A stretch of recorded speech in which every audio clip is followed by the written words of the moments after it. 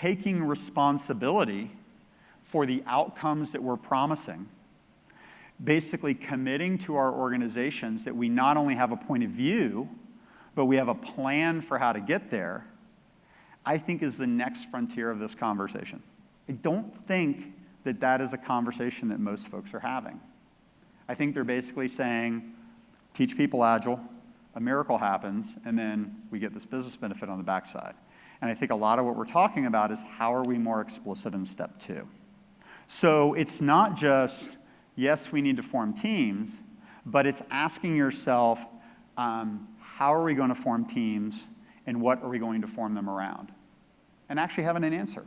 Not, I'm going to tell the team they need to do Scrum and let them go figure it out and self-organize and then just hope that they solve it, right? As change agents, as leaders within our organizations, we have to have a point of view on what is the right organizational metaphor for figuring out how to form teams. If we're going to have networks of teams, what does that structure look like? What's the hierarchy of it, right? How does the flow of value all come together?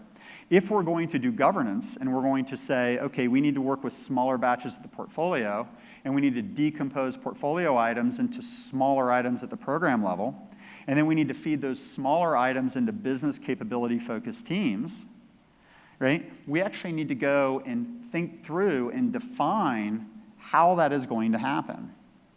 Like, how are we going to enable the predictable, steady throughput at the business capability-focused team level, right? How is that going to very specifically enable options at the strategy level to make sure that the business can achieve its goals, right? We need to have an answer to that question.